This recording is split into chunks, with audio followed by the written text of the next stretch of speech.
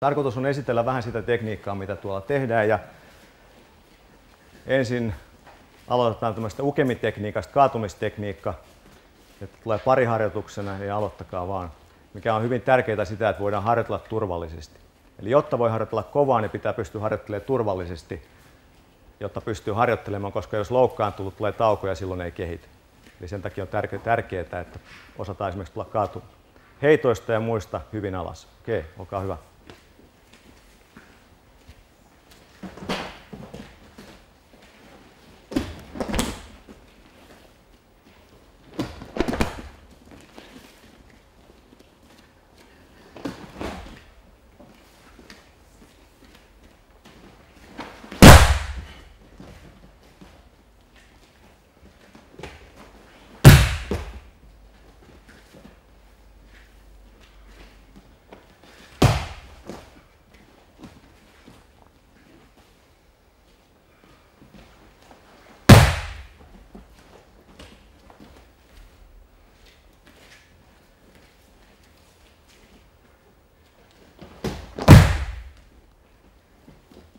Okei, seuraavaksi meillä on jiu-jitsu-randoria ja kiinnipito-otteista.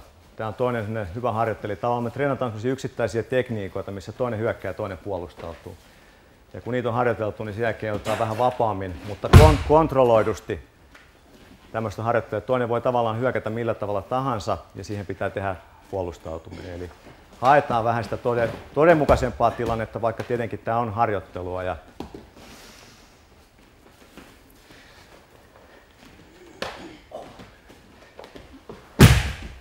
tässä niin kuin näette, niin näytöksissä ja osittain myöskin treeneissä me lyödään siinä lopussa vielä toista. Se ei välttämättä ole itsepuolustuksellisesti niin kuin hyvä kaikissa tilanteissa, koska tai sanotaan, että tilanne pitää osata itsepuolustuksen kannalta lopettaa käytännössä vähän aikaisemmin. Joskus tai harjoituksissa sitten tässä vielä ehkä viedään pidemmälle, tehdään lukkoja, ikään kuin lopetetaan se tilanne. Lyöntejä, olkaa hyvä.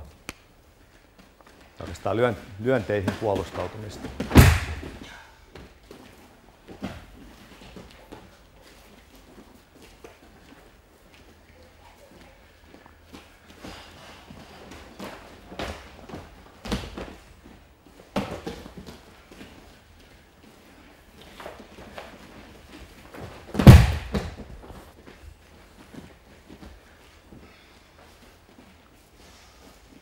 Okei, seuraavaksi tulee potkuhyökkäyksiä ja niihin tavallaan puolustautumista tai torjuntoja. Amen.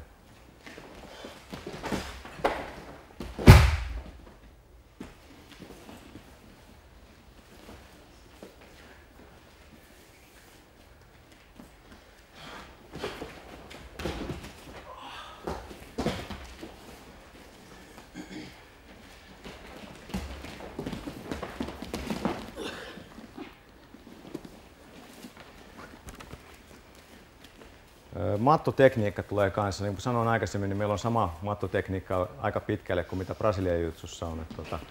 Lähtökohtainen, koska se on erittäin hyvää tekniikkaa.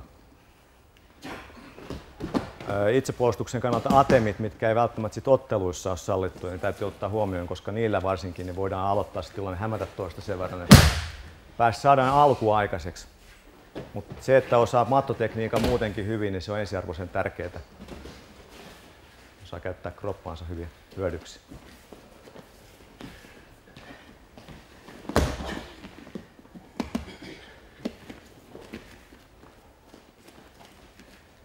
Okei.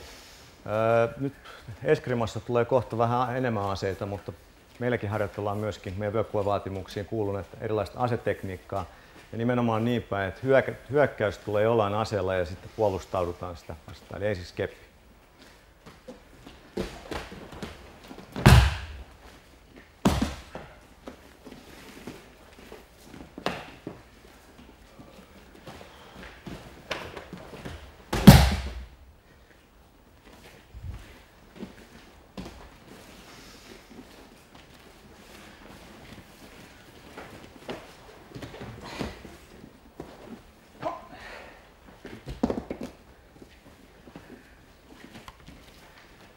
Ja nyt tulee kettinki, eli voisi olla mikä tahansa tuommoinen ketju, painavampi, niin kuin joustava esine. Aha, puukko tulee näköjään ensiksi. ohjelmasta poiketen, mutta antaa mennä.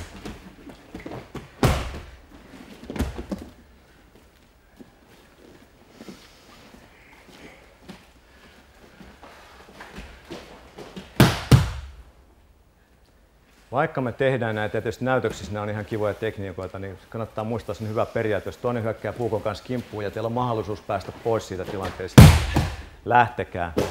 Puukko on hyvin vaarallinen väline ja nimenomaan siinä, että voisi sanoa, että verta vuotaa aina. Eli jos pääsette pois, jos toinen hyökkää puukompan kanssa, niin lähtekää. Mutta siitä huolimatta näitä tekniikoita voi treenata, jos ei pääse pois. Semmoisia tilanteita varten. Sama pistoolissa oikeastaan. Niin rahat tänne.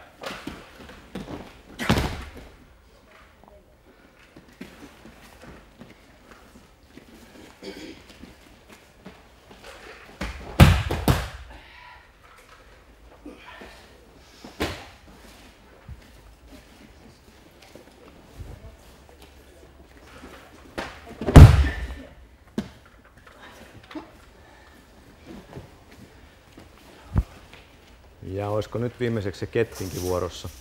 Nyt tulee muoviketjulla, mutta tosissaan niin voisi olla rautaketju tai joku vastaava, millä hyökätään.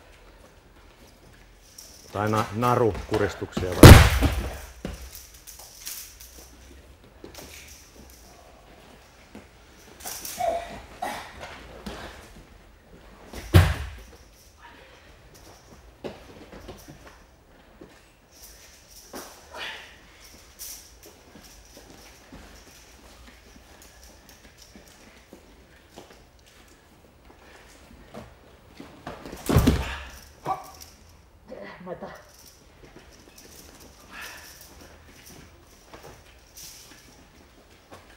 Okei.